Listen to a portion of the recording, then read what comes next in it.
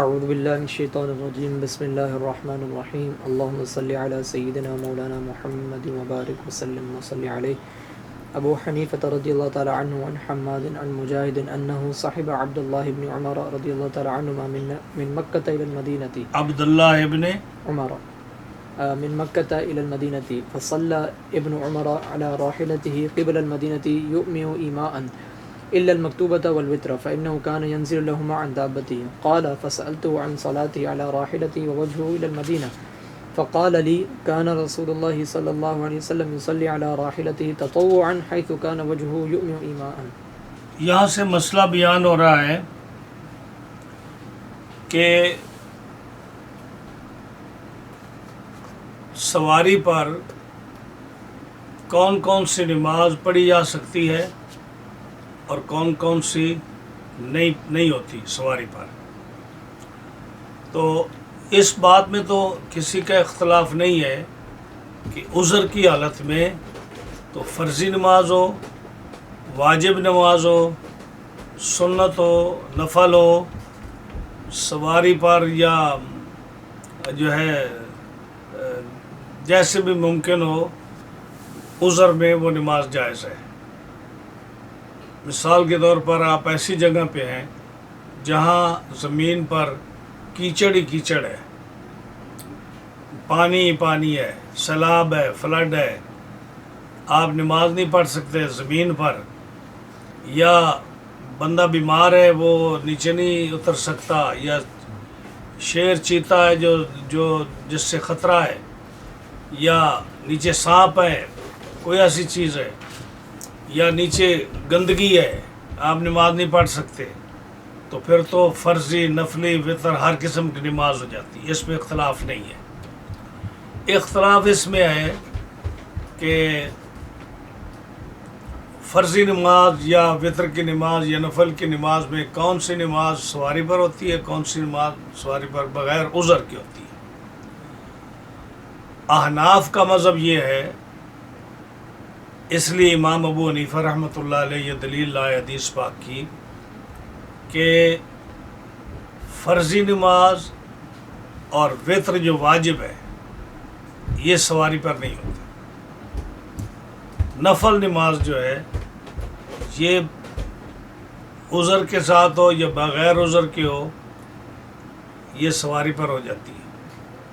اور اس میں دلیل دیتے ہیں کہ نبی کریم صلی اللہ علیہ وسلم جب سفر کرتے تو سواری پر آپ نفل نماز پڑھتے اور جس طرف منہ ہوتا اسی طرف وہ نماز پڑھتے جاتے.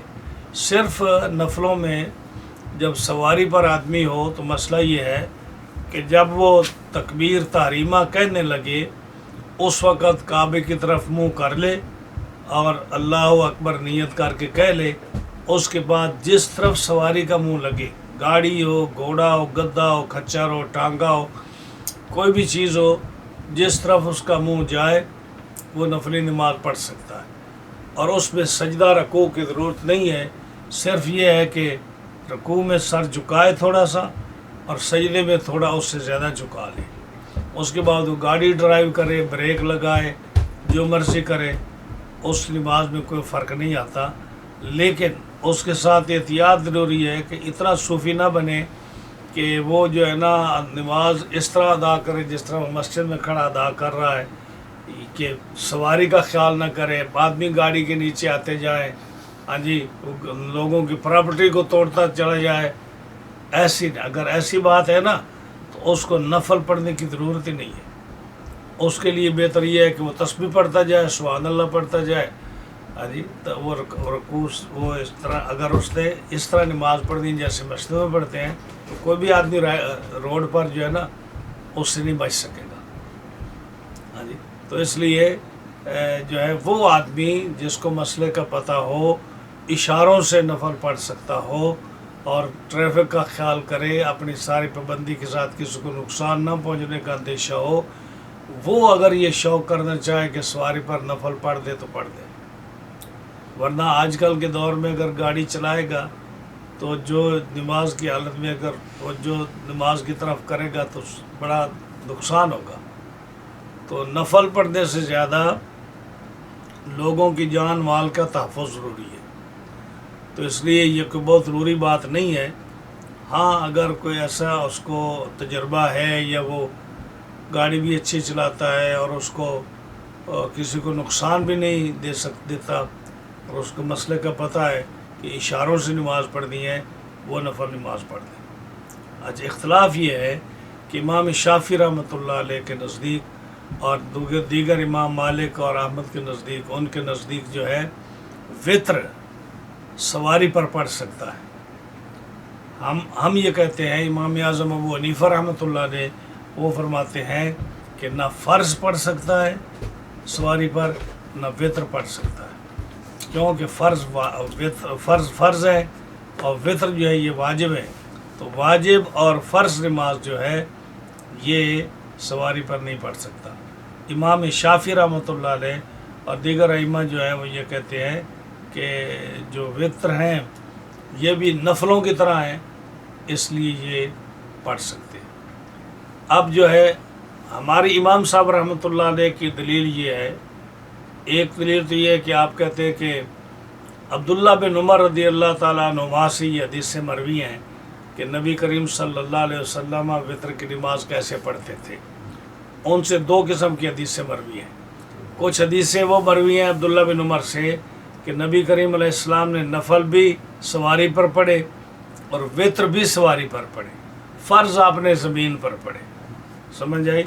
اور دوسری حدیث ان سے یہ مروی ہے کہ نبی کریم علیہ السلام نے نفل سواری پر پڑھے اور وطر اور فرض آپ نے زمین پر پڑھے۔ اب دو مختلف ہو گئی نا، تو امام صاحب رحمۃ اللہ علیہ آپ یہ کہتے ہیں کہ تین حدیثیں جو ہیں نا، تین روایتیں حضرت عبداللہ بن عمر سیم پرسن سے، ایک حضرت مجاہد کی جو ابھی آپ نے پڑھی، دیکھا نا ابو حنیفہ عن حماد عن مجاہد، ایک حدیث جو حضرت مجاہد سے راوی ہے روایت ہے، دوسری جو ہے حضرت نافع آپ کے غلام سے ہے، اور تیسری حدیث جو ہے وہ حضرت حسین سے ہے، سعد سے حسین ان سے ہے۔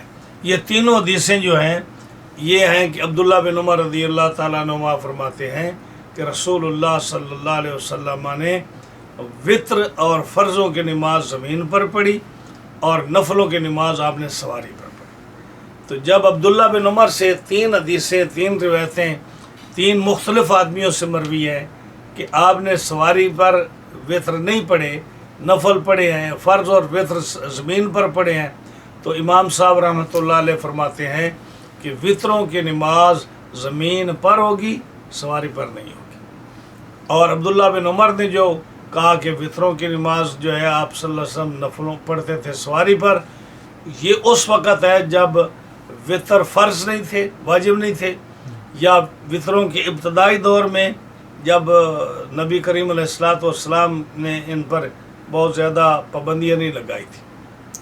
جیسے شروع میں نمازوں پر نرمی ہوتی ہے، یہ نماز دیکھ لیں، سفر کی نماز دیکھ لیں، نماز میں لوگ باتیں کرتے تھے، سلام دیتے تھے، تو اب دن بدن جو ہے اس پر اور ریسٹرکشنز آتی گئیں، تو اب نماز کے احکام اور ہو گئے۔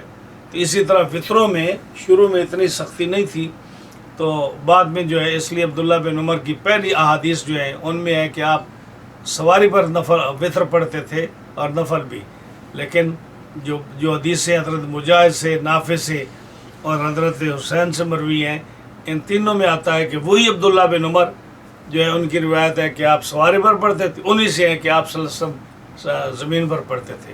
اور اب ہم نے آپ کو قاعدہ پہلے حدیث کا بتایا تھا کہ جب سیم راوی اس سے ایک حدیث مروی ہو اور پھر اس کے خلاف عمل ہو یا دوبارہ قول آ جائے، تو اس کا مطلب ہے کہ پہلی حدیث اس کے نزدیک، پہلی روایت منسوخ ہے۔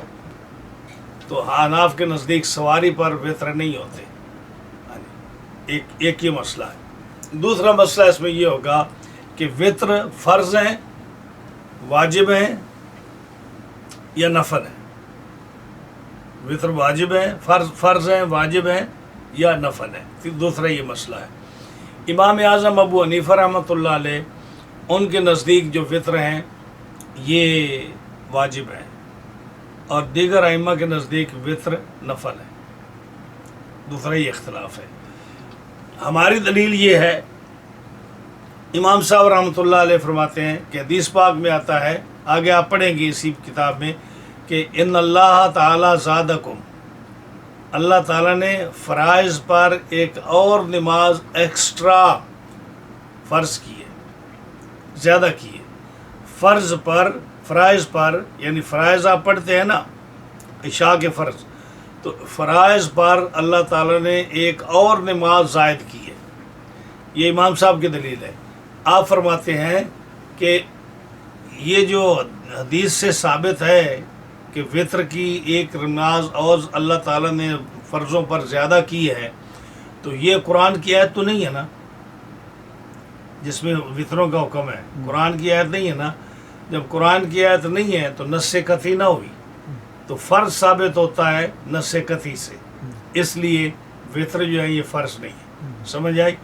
اور جو ہے دوسری بات یہ ہے کہ اللہ تعالیٰ نے فرمایا، حضور نے فرمایا ان اللہ زادکم علی الفرائض، اللہ نے زیادہ کی ہے یہ نماز، تو جب اللہ کی طرف نسبت ہوئی تو اس لیے یہ سنت، یہ نفل بھی نہ ہوئی، نہ نفل ہوئی نہ سنت ہوئی۔ کیوں؟ کہ اللہ نے زیادہ کی۔ جب اللہ زیادہ کرے تو وہ نفل بھی نہیں ہے، وہ سنت بھی نہیں ہے۔ تو اس لیے سنت وہ ہوتی ہے جو رسول اللہ صلی اللہ علیہ وسلم کی سنت ہو۔ جب حضور نے فرما دیا کہ یہ اللہ نے زیادہ کی ہے تو معلوم ہوا کہ یہ سنت نہیں ہے۔ ہاں جی۔ اور نفل اس لیے نہیں ہے کہ آپ اگلے صفحے پر حدیثیں دیکھیں گے کہ نبی کریم علیہ السلام نے امر کا صیغہ استعمال کیا اس کے ادا کرنے کے لیے۔ تو جب امر کا صیغہ استعمال ہو تو وہ چیز نفل نہیں ہوتی، ایک بات۔ دوسرا، جب رسول اللہ صلی اللہ علیہ وسلم اس کے اہتمام کے لیے آپ تشریف لائے، آپ کا چہرہ سرخ تھا، حدیث پاک آتی، چہرہ سرخ تھا، آپ چادر گھسیٹ کر زمین پر آ رہے تھے، یعنی جب آپ غصے کی حالت میں ہوتے ہیں، جب آپ کو کوئی چیز، بڑی اہم چیز آپ ثابت کرنے کے لیے آتے، تو آپ کا طریقہ کار کیا ہوتا کہ چادر یجر و ردا الفاظ آتے ہیں حدیث میں، کہ چادر گھسیٹ کر آپ چلتے زمین پر آتے غصے کی حالت میں، چہرہ احمرہ، جو ہے آپ کا چہرہ سرخ ہو گیا، یہ بھی آئے، اور آپ نے ممبر پر چڑھے، چادر گھسیٹتے ہوئے آئے، چہرہ سرخ تھا، اللہ کی حمد و ثنا بیان کی بڑے اہتمام کے ساتھ، پھر آپ نے حکم دیا کہ یہ وطر جو ہے یہ پڑھا کرو، یہ اللہ نے حکم دیا، یہ واجب ہے۔ تو آپ کا اتنا اہتمام فرمانا، چہرے کا سرخ ہو جانا، چادر کو گھسیٹ کر ممبر پر آنا، حمد و ثنا کے ساتھ اس بات کو شروع کرنا اور امر کا صیغہ استعمال کرنا اور کہنا کہ یہ وطر واجب ہے ہر مسلمان پر، ایسی سخت احادیث الفاظ بیان کرنے، یہ بتاتا ہے کہ وطر نفل نہیں ہے۔ تو نفل نہیں ہے، سنت بھی نہیں ہے، کہ حضور نے فرمایا کہ اللہ نے زیادہ کیا۔ واجب فرض اس لیے نہیں ہے کہ نص قطعی سے ثابت نہیں، تو پھر یہ ہے بٹوین فرائض اور سنن، تو کیا ہوا؟ وہ واجب ہوا۔ تو ہمارے نزدیک وطر کیا ہے؟ یہ واجب ہے۔ یہ دو باتیں وطروں میں آ گئی۔ تیسری بات یہ آ گئی کہ وطر 3 ہے یا 1 ہے۔ امام شافعی رحمۃ اللہ علیہ، امام مالک، امام احمد بن حنبل، یہ سارے اس چیز کے قائل ہیں کہ وطر 1 رکعت ہے۔ امام اعظم ابو حنیفہ رحمۃ اللہ علیہ فرماتے ہیں کہ وطر 3 رکعت ہے۔ اب کوئی ایک حدیث آپ کو نہیں ملے گی، یہ پہلی میں دلیل آپ کو دے رہا ہوں، جو لوگ وطر کی 1 رکعت ثابت کرتے ہیں، کوئی ایک حدیث ثابت نہیں ہے، کوئی ایک حدیث ثابت نہیں ہے کہ نبی کریم صلی اللہ علیہ وسلم 2 رکعت پڑھ کے سلام پھیرتے ہوں، پھر 1 رکعت کے لیے تکبیر تحریمہ کہہ کر علیحدہ نیت باندھتے ہوں کہ 1 رکعت نماز وطر، جیسے ہم 2 رکعتوں کی، 3 رکعتوں کی، 4 رکعتوں کی نیت کرتے ہیں نا، تو 1 رکعت اگر علیحدہ وطر ہے تو 1 رکعت کی نیت ہونی چاہیے نا۔ تو آپ سے یہ ثابت نہیں ہے کہ آپ نے 1 رکعت نیت کی، علیحدہ وطر کی نیت کی ہو اور 1 رکعت علیحدہ پڑھی ہو۔ جب آپ نے 1 رکعت نہیں پڑھی تو آپ 1 رکعت کیسے کہہ سکتے ہیں؟ وہ لوگ کیا دلیل دیتے ہیں؟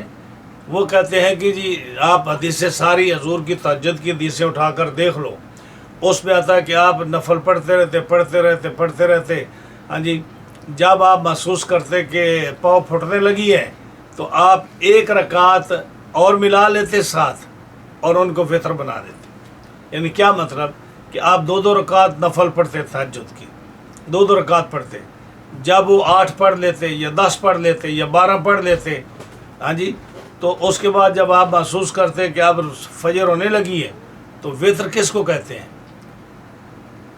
وطر آڈ کو کہتے ہیں نا، وہ 1 آڈ ہو، 3 آڈ ہوں، 5 ہوں، 7 ہوں، یہ آڈ ہے۔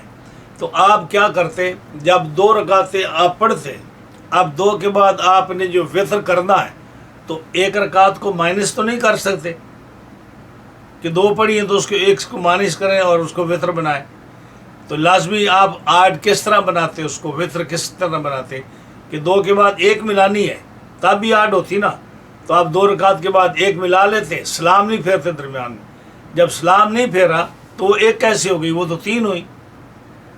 میری بات سمجھے آپ، 1 تو نہیں ہوئی نا، آپ مائنس تو نہیں کر سکتے کہ 8 کریں، اب 8 جو کرنا ہے اس کو 3 رکعتیں بنانا ہے، وطر بنانا ہے، تو آپ ڈیفینیٹلی ان 2 کے ساتھ 3 کو 1 کو ملائیں گے، تو یا تو اگر آپ 2 کے بعد سلام پھیرتے اور پھر آپ علیحدہ 1 کی نیت کرتے تو پھر 1 وطر ہوتا۔ جب آپ نے سلام نہیں پھیرا اور 2 رکعتوں کے ساتھ 1 ملا کر آپ نے اس کو وطر بنایا، 8 بنایا، 3 رکعتیں بنایا، تو آپ کیسے کہہ سکتے ہو کہ وطر 1 رکعت ہے؟ یہ امام صاحب کی دلیل ہے۔ اور دوسری دلیل یہ ہے کہ صاف واضح ہے کہ رسول اللہ صلی اللہ علیہ وسلم جب وطر پڑھتے تو پہلی رکعت میں سبح اسم ربک الاعلیٰ پڑھتے، دوسری رکعت میں قل یا ایھا الکافرون پڑھتے، اور تیسری رکعت میں قل ھو اللہ احد پڑھتے۔ یہ حدیث واضح بتا رہی ہے کہ آپ 2 رکعتوں کے بعد سلام پھیر کر 1 رکعت وطر علیحدہ نہیں پڑھتے۔ اگر آپ 1 پڑھتے تو 3 صورتوں کا ذکر، 3 رکعتوں میں 3 صورتوں کا ذکر کرنے کا کوئی مطلب ہی نہیں ہے۔ سمجھ آئی؟ اسی پر یہ وطروں کی بات ساری جو میں نے آپ کو خلاصہ بتا دیا 3 مسائل میں، یہ ساری وطروں کی بات، اماموں کا اختلاف اور امام صاحب رحمۃ اللہ علیہ کے دلائل وہی ہے جو میں نے خلاصہ آپ کو ذکر کر دیا۔ ان ساری وطروں کے حدیثوں میں یہی خلاصہ ہے۔ اب آپ ترجمہ کرتے جائیے اور پڑھتے جائیے۔ حضرت امام صاحب رحمۃ اللہ علیہ جو ہے نماز علی الراحلہ، سواری پر جو نماز ہے، گاڑی پر، گدھے پر، کھچر پر، اونٹ پر، گھوڑے پر جو نماز ہے، ٹانگے پر، اس کا صلاۃ کا ذکر کرتے ہیں کہ امام صاحب رحمۃ اللہ علیہ فرماتے ہیں حضرت حماد سے، حضرت حماد حضرت مجاہد بن جبیر سے روایت کرتے ہیں کہ وہ ایک دفعہ انہوں نے عبداللہ بن عمر رضی اللہ تعالیٰ عنہما جو تھے ان کے ساتھ سفر میں ان کے ساتھی بنے، اور سفر کیا تھا، مکہ مکرمہ سے مدینہ منورہ کی طرف تھا۔ اب نماز پڑھی حضرت عبداللہ بن عمر نے نفلی نماز اپنی سواری پر، قبل المدینہ تھے۔ اب جب مکے سے آپ مدینہ منورہ جا رہے ہیں تو مکہ تو پشت کے پیچھے رہا، منہ تھا مدینہ منورہ کی طرف، تو اب ظاہر ہے وہ جب مدینہ پاک جانا ہے یا آپ لوگوں نے جس نے بھی مکہ چھوڑ کر اپنے گھر جانا ہے تو مکہ تو اس کے پشت کے پیچھے ہوگا نا، ہاں، تو سواری پر ہو، پیدل ہو، جیسے بھی ہو، وہ منہ تو مکہ کو نہیں کر سکتا اگر سفر جاری رکھنا ہے تو وہ پشت کے پیچھے کعبہ ہوگا اور منہ ہوگا اس کے گھر کی طرف۔ تو رسول اللہ صلی اللہ علیہ وسلم حضرت عبداللہ بن عمر جب مدینہ منورہ سے مکہ سے مدینہ منورہ کی طرف جاتے تو سواری پر ہوتے اور نفل کی نیت کر لیتے، اور یومی ایمان، اشارہ کرتے، اشارہ کرنا، ہاں جی، یعنی مفعول مطلق ہے یہ اس کا، ایمان یومی جو ہے فعل فاعل، ہاں جی، اور ایمان جو ہے یہ مفعول بن گیا اس کا، یعنی کیا مطلب کہ اشارہ کرتے، اشارہ کرنا، ہاں جی، اشارے سے نماز پڑھتے، مگر فرضی نماز اور وتر نماز، یہ 2 نمازیں جو تھیں یہ آپ اشارے سے نہیں پڑھتے۔ ان کے لیے فَإِنَّهُ كَانَ يَنزِلُ لَهُمَا عَنْ دَابَّتِهِ، ان 2 نمازوں کے لیے آپ سواری سے اترتے، ہاں جی، اور نماز پڑھتے۔ قال سراوی کہتے ہیں کہ میں نے پوچھا آپ نماز کے بارے میں، ہاں جی، میں نے پوچھا ابن عمر سے ان کی نماز کے بارے میں جو سواری پر وہ نماز پڑھتے تھے، اور منہ تمہارا جو مدینہ پاک کی طرف ہے، پشت کعبے کی طرف ہے، تو منہ تو کعبے کو ہے نہیں، سینہ کعبے کو ہے نہیں، اور تم مدینہ پاک کی طرف منہ کر کے نفل کیسے پڑھ رہے ہو؟ تو انہوں نے عبداللہ بن عمر نے آپ کو کہا کان رسول اللہ صلی اللہ علیہ وسلم یصلی علی راحلتہ، نبی کریم صلی اللہ علیہ وسلم نماز پڑھتے تھے اپنی سواری پر، نفلی تطوعا، نفلی نماز، حیث کان وجہہ، جس طرف آپ کا منہ ہوتا اسی طرف آپ نفل پڑھتے جاتے، ہاں جی، یومی ایمان، اور آپ اشارہ کر کے نماز پڑھتے تھے۔ تو اس کا مطلب کیا ہوا کہ آج بھی اگر کوئی آدمی اتنا صوفی ہو کہ اس کے پاس ٹائم ہو اور وہ نماز سواری پر پڑھنا چاہے، تو ایک طرف جو ہے نا سواری جو ہے اس کا اپنا منہ جو ہے، سواری کا منہ جس طرح مرضی ہو، ایک طرف اپنا منہ جو ہے وہ کعبے کی طرح منہ کر کے نیت باندھ لے، اور پھر گاڑی کو چلا رکھے، سائیکل کو چلا رکھے، جدھر مرضی جائے وہ نماز پڑھتا جائے، رکوع سے سجدہ جو ہے وہ تھوڑا نیچے ہونا چاہیے، اور نفل اس کے جائز ہے۔ یہ ہے مسئلہ، لیکن احتیاط ضروری ہے کہ کہیں ایسا نہ ہو کہ کوئی اور مصیبت کھڑی کر دے، کہ گاڑی ہو تو ایکسیڈنٹ کر لے، سائیکل ہو تو کسی اور میں مار دے، خود کسی کھائے میں کھڈے میں گر پڑے، ہاں جی۔ تو اس لیے نا نفلوں سے زیادہ بہتر جو ہے نا اور ضروری وہ جان بچانا ہے، اپنے بھی اور دوسروں کی بھی۔ تو اگر اس کو ایسی صورت ہے کہ رستہ صاف ہے یا ٹرش نہیں ہے، یا وہ اس کو ایک تجربہ ہے، تو یا وہ لمبی قرات نہیں کرتا، نفل پڑھتے ہیں، شوقین ہے نفلوں کا، تو ان چیزوں کا خیال رکھتے ہوئے سواری جس طرح مرضی جائے وہ پڑھ سکتا ہے۔ ایسا بھی نہ کرے کہ روڈ پر گاڑی کھڑی کرے پہلے، اور پھر منہ کرے کعبے کی طرف نیت کرنے کے لیے، پچھلے جو ہیں آ کر ماریں اس کو۔ تو ان ساری چیزوں کا خیال رکھے۔ مسئلہ اپنی ذات میں مسئلہ ہے کہ نفل سواری پر جائز ہے، آگے کیسے اس نے بچنا ہے یہ اس کی اپنی حکمت عملی ہے۔ ابو حنیفة رضی اللہ تعالی عنہ عن ابی عفور العبدی عمن حدثه عن ابن عمر رضی اللہ تعالی عنہما قال قال رسول اللہ صلی اللہ علیہ وسلم ان اللہ زادکم صلاة وهو وتر وفي رواية ان اللہ افترض علیکم وزادکم الوتر وفي رواية ان اللہ زادکم صلاة الوتر وفي رواية ان اللہ زادکم صلاة وهي الوتر فحافظوا علیها۔ یہ دیکھیں اب یہ جو ہے ایک مسئلہ جو ہم نے ذکر کیا، امام صاحب رحمۃ اللہ علیہ یہ حدیث بیان کرتے ہیں وجوب وطر میں کہ وطر واجب ہے، یہ دلیل اپنی حضرت ابی یافور عبدی سے، اور وہ امن حدث ہو، ان کو راوی کا نام یاد نہیں ہے، کہتے جس نے بھی ہم سے حدیث بیان کی میں اس سے بیان کرتا ہوں، اور یہ نامعلوم شخص ہے، اور وہ نامعلوم شخص یہ روایت کر رہا ہے عبداللہ بن عمر سے رضی اللہ تعالیٰ عنہما۔ حضرت عبداللہ بن عمر کہتے ہیں کہ نبی کریم صلی اللہ علیہ وسلم نے فرمایا، حدیث سنیں، ان اللہ زادکم صلاۃً، اللہ تعالیٰ نے فرضی نمازوں پر ایک اور نماز بھی زیادہ کی، اور وہ کیا ہے؟ وہو وتر، ایک روایت۔ دوسری روایت یہ روایت جو ہے نا یہ عبداللہ بن عمر سے ہے، ان اللہ افترض علیکم وزادکم الوتر، اللہ تعالیٰ نے فرض کیا تمہارے اوپر، ہاں جی، فرض کیے تمہارے اوپر، اور فرضوں پر وزادکم، فرضوں پر زیادہ کی ایک رکعت، ایک نماز وتر۔ اور تیسری روایت فی روایت، ایک روایت ہے کہ ان اللہ زادکم صلاۃ الوتر، اللہ تعالیٰ نے تم پر زیادہ کی نماز وتر۔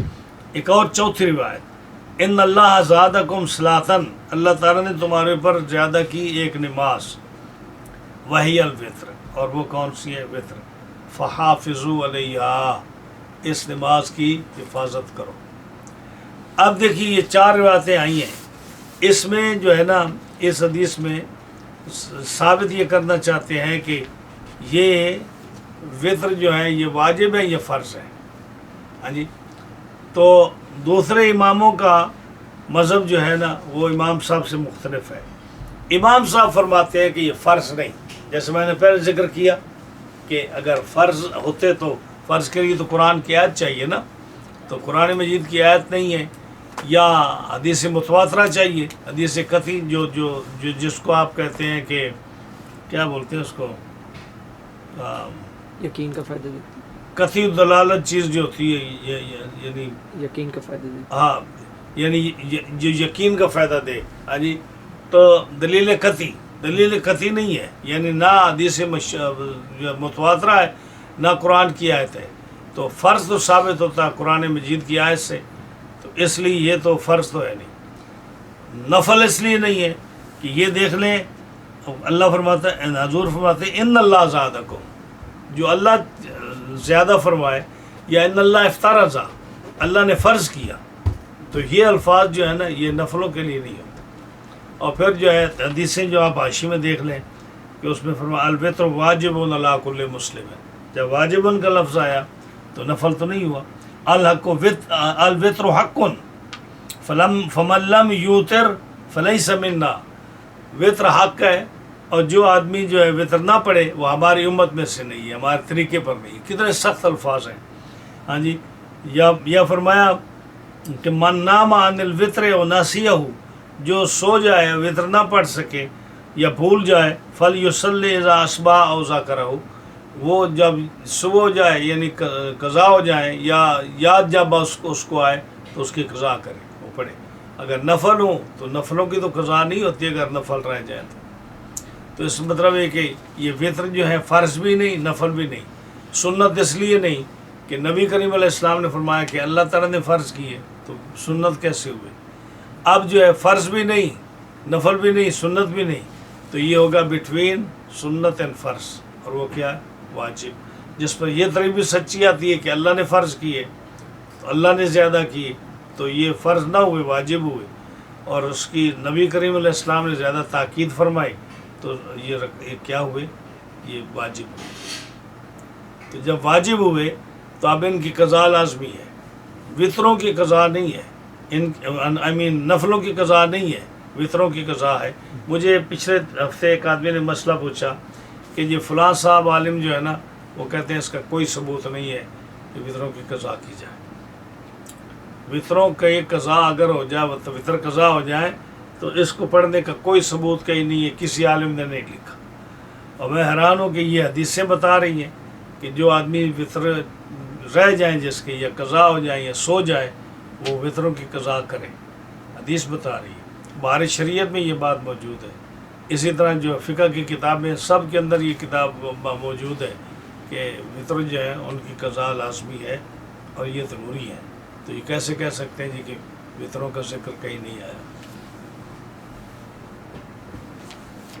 آپ نے دیکھا نا یہ کہ یہ دیکھا نا حدیث ہے، حدیث بھی مرفوع ہے، من نام عن الوطر او ناسیہ، جو سو جائے اور نہ پڑھ سکے یا بھول جائے، فلیصلی اذا اصبح، اور جب صبح ہو اور جاگے وہ تو وہ اس وقت وطروں کی قضا کرے، او ذکر ہو، یا جب اس کو یاد آ جائے تو وہ اس کی نماز ادا کرے۔ اور الوطر واجب علی کل مسلم، جب اتنے سخت الفاظ آئے ہیں تو کیسے آپ کہہ سکتے ہو کہ وطروں کی قضا نہیں ہے؟ ابو حنیفہ رضی اللہ تعالی عنہ عن ابی اسحاق عن عاصم بن ضمرة قال سألت عليا عن الوتر أحق هو قال أما كحق الصلاة فلا ولكن سنة رسول الله صلى الله عليه وسلم فلا ينبغي لأحد أن يتركه۔ اب یہ اور دوسری حدیث دلیل کے وطروں کی کیا حیثیت ہے۔ امام صاحب رحمۃ اللہ علیہ حضرت ابی اسحاق سے، وہ حضرت عاصم بن ضمرہ سے روایت کرتے ہیں، وہ کہتے ہیں کہ میں نے حضرت علی رضی اللہ تعالیٰ عنہ سے پوچھا وطروں کے بارے میں، احق ہوا، کیا یہ وطر جو ہیں یہ واقعی واجب ہے، یہ واجب ہے، یعنی یہ احق ہوا کہ یہ جو وطر ہے یہ کیا فرض ہے؟ قالا اما کحق الصلاۃ فلا، کہ اگر تو حق سے مراد لیتا ہے کہ جیسے نماز فرض ہے، کحق الصلاۃ ہے جیسے نماز فرض ہے، فرضی نماز، اگر اس طرح ہے تو فلا، یہ اس کی فرضیت قطعی نہیں ہے۔ یعنی اگر حق سے مراد تو فرض لیتا ہے جیسے نماز فرض ہے تو وطر فرضی نماز کی طرح اس کی فرضیت ثابت نہیں۔ ولیکن سنت رسول اللہ صلی اللہ علیہ وسلم، لیکن یہ حدیث پاک سے ثابت ہے۔ سنت رسول اللہ سے کیا مراد ہے کہ یہ حدیث پاک سے ثابت ہے، لیکن سنت رسول اللہ صلی اللہ علیہ وسلم ہے، تو جب سنت ہوا، اب سنت بھی ایسی ہے، فلا ینبغی لأحد ان یترکہ، کہ کسی آدمی کو کوئی حق نہیں پہنچتا کہ وہ اس سنت کو چھوڑ دے۔ یعنی جو سنت سے ثابت ہے اتنی پابندی ہے اس کی کہ اس کو چھوڑنا نہیں چاہیے۔ اگر یہ نفلوں کے حکم میں ہوتا تو آدمی اس کو چھوڑ دیتا، تو واجب ہے اس کو چھوڑنا نہیں چاہیے۔ ابو حنیفہ رضی اللہ تعالی عنہ عن حماد عن ابراہیم عن الاسود عن عائشہ رضی اللہ تعالی عنہ قالت كان صلی اللہ علیہ وسلم يؤتر بثلاث يقرأ في الأولى سبح اسم ربك الأعلى وفي الثانية قل يا أيها الكافرون وفي الثالثة قل هو الله أحد. وفي رواية كان رسول الله صلى الله عليه وسلم يقرأ في الركعة الأولى من الوتر بأم الكتاب وسبح اسم ربك الأعلى وفي الثانية بأم القرآن وقل يا أيها الكافرون وفي الثالثة بأم الكتاب وقل هو الله أحد. وفي رواية إن رسول الله صلى الله عليه وسلم كان يؤتر بثلاث. اب یہ دیکھیے یہاں سے مسئلہ یہ ثابت ہو رہا ہے کہ 3 رکعتیں ایک سلام کے ساتھ، 3 رکعت ایک سلام کے ساتھ. تو جو لوگ کہتے ہیں کہ وطر 1 رکعت ہے، فرسٹ آف آل وہ ثابت کریں کہ نبی کریم علیہ السلام نے 1 رکعت وطر کی نیت باندھی. اور موجودہ دور میں جتنے بھی اہل حدیث یا جو لوگ وطر 1 رکعت پڑھتے ہیں، آپ نے کبھی ان کو دیکھا وہ کیسے پڑھتے ہیں؟ 2 رکعت کے بعد سلام پھیرتے ہیں اور سلام پھیرنے کے بعد 1 رکعت علیحدہ کھڑے ہو کر پڑھتے ہیں. تو آپ نے 1 رکعت کے کبھی آپ نے نیت نہیں باندھی، تو کیسے آپ 1 رکعت وطر کہہ سکتے ہیں؟ اور پھر جو ہے اگر 1 رکعت وطر ہوتی تو یہ حدیث کا کیا مطلب ہے کہ نبی کریم علیہ السلام پہلی رکعت میں یہ پڑھتے، دوسری میں یہ پڑھتے اور تیسری میں یہ پڑھتے. اب 3 جب ذکر آ گیا تو وطر 3 رکعت ہے. ابو حنیفہ نے، اور پھر یہ کہ جو مدینہ منورہ کے 7 فقہا ہیں، یعنی تابعین میں 7 فقہا ہیں جو فتویٰ دیتے تھے، وہ 7 کے 7 اس چیز کے قائل ہیں کہ وطر 3 رکعت ہے، 1 رکعت نہیں. وہ حضرت وہ 7 کون سے ہیں؟ سعید بن مسیب، یہ تابعین میں سب سے بڑے عالم تھے. حضرت سعید بن مسیب رضی اللہ عنہ، عروہ رضی اللہ تعالیٰ عنہ، عروہ بن زبیر، عبداللہ بن زبیر کے بھائی، حضرت عائشہ صدیقہ کے بھانجے اور شاگرد، قاسم، حضرت محمد بن ابی بکر کے صاحبزادے، ہاں جی، قاسم بن محمد. اور جو ہے یہ جو ہے حضرت امام جعفر صادق کے نانا ہے، قاسم بن محمد بن ابی بکر. اور ابو بکر بن عبد الرحمن، خارجہ بن زید، عبید اللہ بن عبداللہ، یہ سارے، اور سلیمان بن یسار، یہ 7 مدینہ منورہ کے تابعین فقہا اور مفتی ہیں، جو ان میں سے کوئی بھی اس چیز کا قائل نہیں ہے کہ وطر 1 رکعت ہے. یہ سارے 3 رکعتوں کے بعد سلام پھیرتے تھے، اس سے پہلے سلام نہیں پھیرتے تھے. تو یہ روایت حضرت اسود، حضرت عائشہ صدیقہ سے روایت ہے. وہ فرماتی ہیں کہ نبی کریم صلی اللہ علیہ وسلم وطر 3 رکعت پڑھا کرتے تھے. پہلی رکعت میں سبح اسم ربک الاعلی، دوسری رکعت میں قل یا ایھا الکافرون، تیسری رکعت میں قل ھو اللہ احد. اب دوسری روایت جو ہے اس میں تھوڑا بات یہی ہے، لیکن پہلی رکعت میں جس میں بات کی اس نے حضور کی قرات کا ذکر کیا.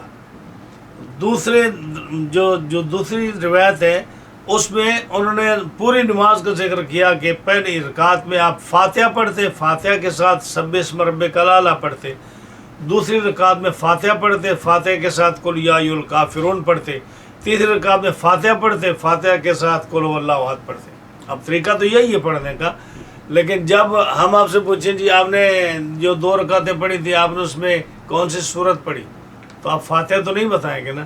آگے مطلب آپ کا یہ ہے کہ آپ مجھے قرات پوچھ رہے ہیں کہ کون سی سورت پڑھی، کون سا رکوع پڑھا آپ نے، ورنہ یہ تو ہر ایک کو پتہ ہے کہ رکوع سے اس سورت سے پہلے القرآن پڑھا جاتا ہے، یعنی فاتحہ پڑھی جاتی ہے. اس لیے پہلی حدیث میں اس کا ذکر نہیں ہے، دوسری میں اس کا ذکر ہے.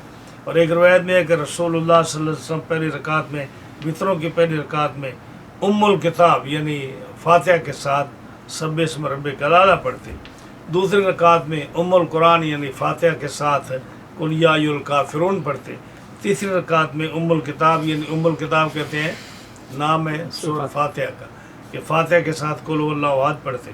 اور ایک روایت یہ ہے کہ رسول اللہ صلی اللہ علیہ وسلم کان یوتر بثلاث، آپ 3 رکعت وطر پڑھا کرتے تھے.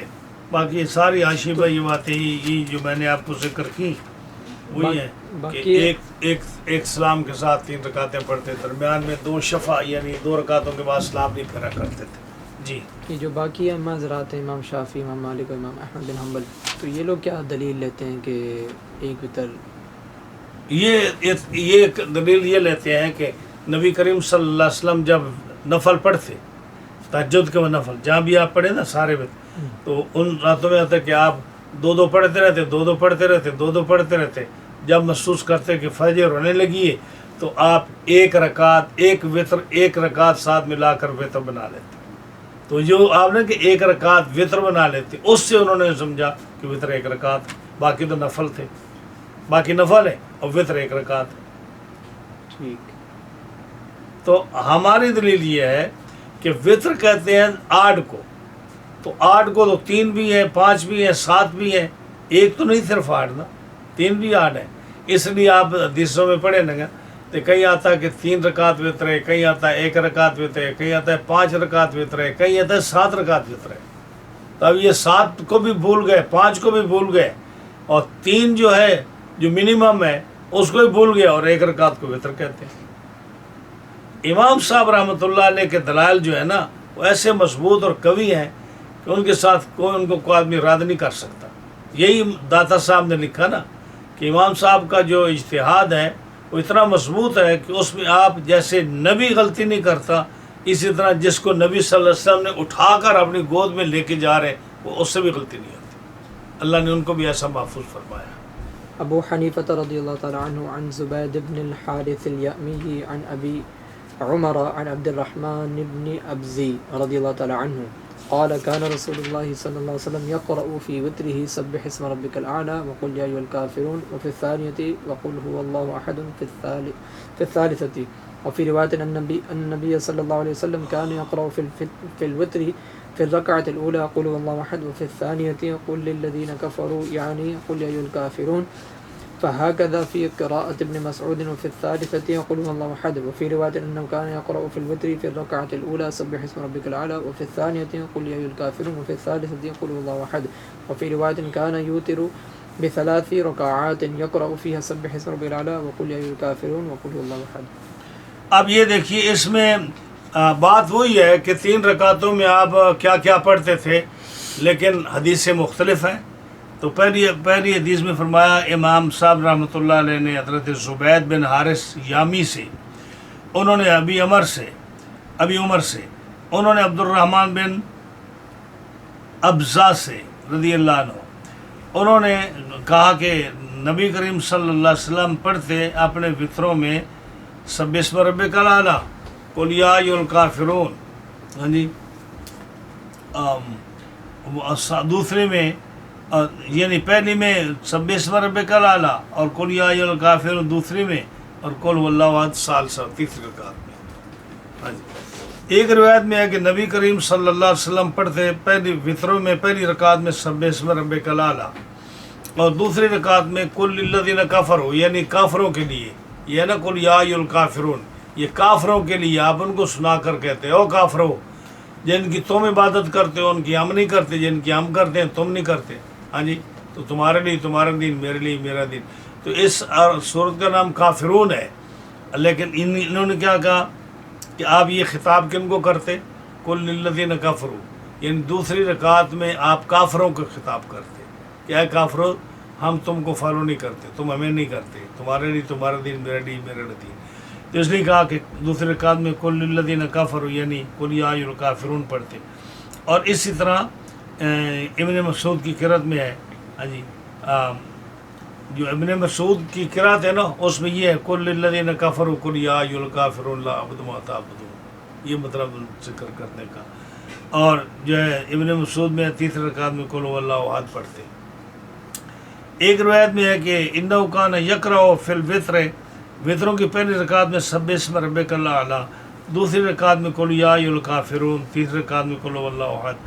ایک اور روایت ہے کان یوتر بثلاث رکعات، وطر 3 رکعت ہیں، پہلے پڑھتے پہلی رکعت میں سبح اسم ربک الاعلی اور قل یا ایھا الکافرون اور قل هو اللہ احد. تو یہ روایتیں ساری مختلف راویوں سے ہیں، مفہوم ان کا ایک ہے، الفاظ مختلف ہیں۔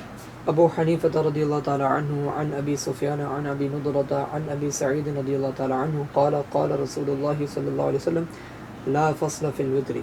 یہ حدیث دیکھیں، اب حضرت ابو سعید خدری سے ہے کہ نبی کریم علیہ السلام نے فرمایا لا فصل فی الوتر، وطروں میں فاصلہ نہیں ہے۔ کیا مطلب؟ کہ 2 رکعت کے بعد سلام پھیر کر پھر 1 رکعت علیحدہ پڑھو،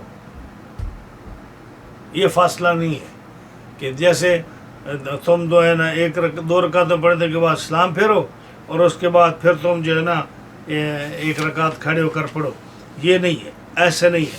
بلکہ آپ غالباً اس حاشیے میں آپ نے مطالعہ کیا ہوگا، ایک حدیث آتی ہے، ایک حدیث کی بلکہ کئی علماء نے اس حدیث کو لکھا کہ وطر جو ہے نا یہ رات کے وطر ہیں جو رات کو آپ پڑھتے ہو، اور یہ وطر ایسے ہی ہیں جیسے دن کے وطر ہوتے ہیں۔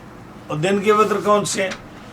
مغرب والے ہیں، اور دن کے وطر ہیں، اور یہ جو ہے نا یہ رات کے وطر ہیں۔ ایک یہ حدیث آتی ہے۔ تو دوسرا فرمایا کہ یہ مغرب کی طرح ہیں، یعنی جیسے وہ 3 رکعت ہیں ایسے یہ 3 رکعت ہیں، تو وہ دن کے وطر ہیں، یہ رات کے وطر ہیں۔ تو جب مثال دے دی کہ یہ مغرب کی طرح ہیں تو پھر آپ کو اس میں تو شک نہیں ہونا چاہیے نا کہ 1 رکعت ہے، یہ 3 رکعت ہے۔ جیسے وہ 3 رکعت ہیں اسے نے یہ بھی 3 رکعت ہوگی۔ یہ اب یہ حدیث ایک اور دیکھیے، یہ ابھی وہ انصاری سے روایت ہے، یہ بھی حدیث مرفوع ہے۔ الوطر حقن، وطر حق ہے، علی کل مسلم، یعنی ہر مسلمان پر یہ وطر واجب ہے۔ فمن احب ان یوتر بخمس فلیفعل، جو پسند کرتا ہے کہ 5 وطر پڑھے وہ 5 کرے، اور ومن احب ان یوتر بثلاث فلیفعل، جو چاہتا ہے کہ 3 وطر پڑھے وہ 3 پڑھے۔ ہاں جی، ومن احب ان یوتر بواحدۃ فلیفعل، جو 1 وطر پڑھنا چاہے وہ 1 وطر پڑھے۔ ہاں جی، تو اس کا کیا مطلب ہے؟ 5 وطر کیسے ہوئے؟ 5 تب بھی ہوں گے نا کہ 2 ملا کر 4 کرے گا، اور پھر سلام نہیں پھیرے گا، اور 5 ایک اور ملا کر 5 کرے گا، یعنی 5 رکعتیں پوری پڑھے گا۔ تو اس میں جو ہے نا 4 رکعتوں کے ساتھ 1 ملا کر وطر کرے گا، 2 رکعتوں کے ساتھ 1 ملا کر وطر کرے گا۔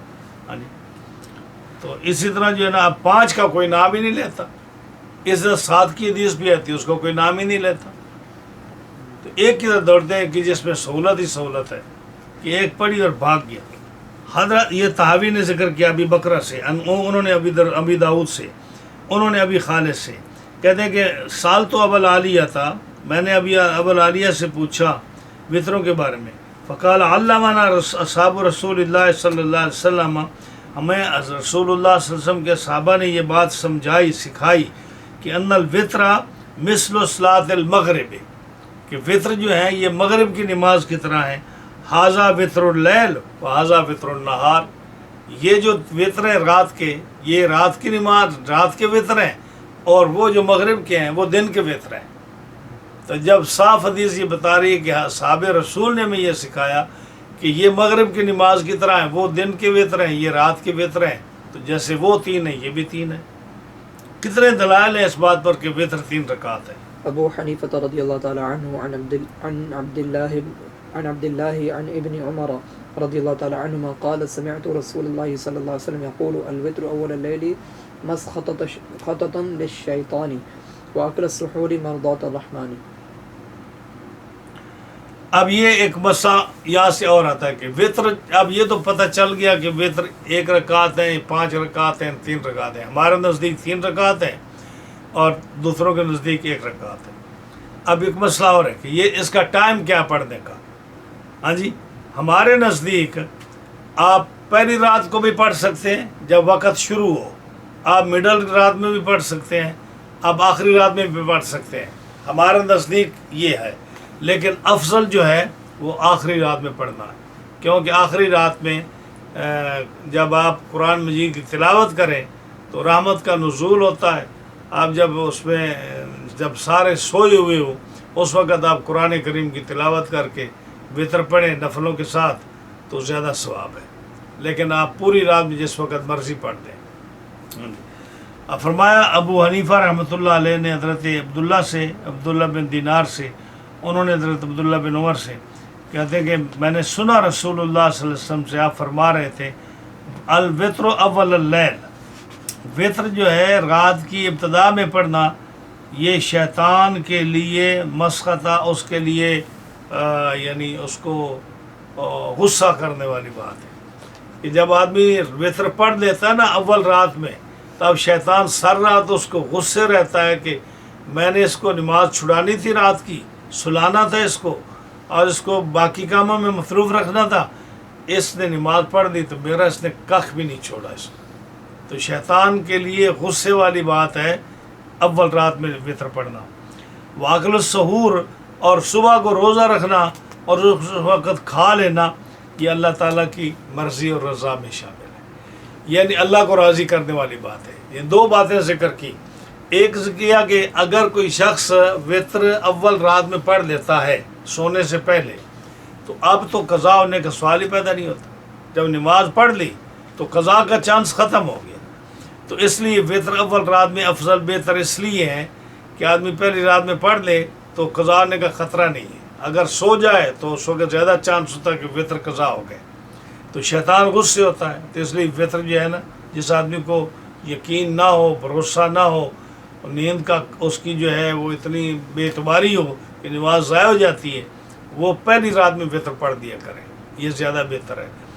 اور دوسرا یہ کہ سحری کے وقت کچھ لوگ کہتے ہیں یار نہیں جاگ ہوتی، کھایا نہیں جاتا، دل نہیں کرتا کھانے کو، تو فرمایا کہ یہ اچھی بات نہیں ہے، چاہے وہ 2 گھونٹ پانی کے پی لے، چاہے وہ 1-2 کھجور کھا لے، 1-2 لقمے کھا لے، کھائے ضرور، اس لیے کہ سحری کے وقت کھانا ایک تو اس میں برکت ہے، دوسرا اس میں اللہ کی رضا اس میں شامل ہے، اللہ راضی ہوتا ہے، اور اس کی وجہ یہ ہے کہ آدمی جب کھا لیتا ہے نا تو سارا دن اطمینان کے ساتھ اس کا روزہ گزرتا ہے، اس کو بھوک نہیں لگتی، اس کو پیاس نہیں لگتی، برکت ہے اس میں۔ تو یہ 2 چیزیں فرمائیں گے کہ سحری کے وقت کھانا یہ اللہ راضی ہوتا ہے اس سے، اللہ کی رضا اس میں شامل ہے، اللہ خوش ہوتا ہے، اور جو اول رات میں وطر پڑتا ہے شیطان سارا دن اس کو جو ہے مصیبت میں پڑا رہتا ہے، یار میں نے کیا کر دیا، اس آدمی کو میں روک نہیں سکا نماز پڑھنے سے، اس نے وطر پڑھ دی، میرا تو خیال تھا کہ یہ پچھلی رات کو پڑھے گا اور میں سلا دوں گا اس کو، تھپکتی دیتا رہوں گا، یہ نماز نہیں پڑھ سکے گا، اس نے میرا ستیہ ناش کر کے رکھ دیا، نفل وطر پڑھ دی اس نے۔ جی أبو حنيفة عن حماد عن إبراهيم عن أبي عبد الله الجدلي عن أبي مسعود الأنصاري رضي الله تعالى عنه قال أوتر رسول الله صلى الله عليه وسلم أول الليل وأوسطه وآخره لكي يكون واسعا على المسلمين، أي ذلك أخذوا به كان صوابا، غير أنه من طمع لقيام الليل فليجعل وتره في آخر الليل فإن ذلك أفضل۔ وفي رواية عن أبي عبد الله الجدلي عن عقبة بن عامر وأبي موسى العشري رضي الله تعالى عنهما أنهما قالا كان رسول الله صلى الله عليه وسلم يوتر أحيانا أول الليل وأوسطه وآخره ليكون ساعة للمسلمين۔ نبی کریم صلی اللہ علیہ وسلم اپنی امت پر ایسے رحیم کریم مہربان ہے کہ جس میں امت کی سہولت اور آسانی ہوتی ہے، آپ نے امت کے لیے وہ چیزیں اللہ سے لے کر دی ہیں اپنی امت کو۔ اب یہ جو ہے نا وطر، اس کو آپ نے اول رات میں بھی پڑھا، درمیانی رات میں بھی پڑھا، آخری رات میں بھی پڑھا، اور اپنی امت کو اجازت دے دی کہ جس کے لیے جو آسان ہے وہ پڑھے ضرور، اول رات میں پڑھ لے۔ اگر کسی کو جاب پہ جانا ہے پچھلی رات کو، یا سونا ہے یا کسی اور کام کے لیے جانا ہے، تو کوئی ضروری نہیں کہ وہ آخری رات تک انتظار کرتا رہے، اول رات میں پڑھ لے۔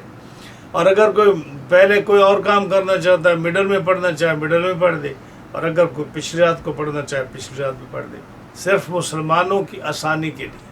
اور اس کے باوجود اگر آدمی وطر اور عشاء کی نماز نہ پڑھے تو کتنی بدبختی اس کے لیے۔ اللہ تعالیٰ ہر انسان مسلمان کو اس نماز کی توفیق عطا فرمائے۔ اور یہ بھی فرمایا کہ یہ منافقوں پر باری ہوتی ہے۔ تو فرمایا اب امام صاحب رحمۃ اللہ، حضرت حماد اپنے استاد سے، وہ حضرت ابراہیم نخعی سے، وہ حضرت ابی عبداللہ جدلی سے، اور وہ حضرت ابی مسعود انصاری سے روایت کرتے ہیں۔ فرمایا کہ نبی کریم صلی اللہ علیہ وسلم آپ نے وطر پڑھے اول لیل میں، اور آپ نے درمیانی رات بھی پڑھے، اور آپ نے آخری رات بھی پڑھے۔ کیوں؟ لِكَيْ يَكُونَ وَاسِعًا عَلَى الْمُسْلِمِينَ، تاکہ مسلمانوں پر وسعت ہو جائے، اجازت ہو ان کو جس وقت مرضی پڑھ لو، کوئی ثواب میں کمی بیشی نہیں ہے۔ ای ذالک اخذوا بہ کان ثوابا، جو بھی طریقہ اختیار کر لیں، جس کو بھی پکڑ لیں، یعنی اول لیل، اوسط، آخر، ہاں جی پچھلی رات، ثواب ہوگا۔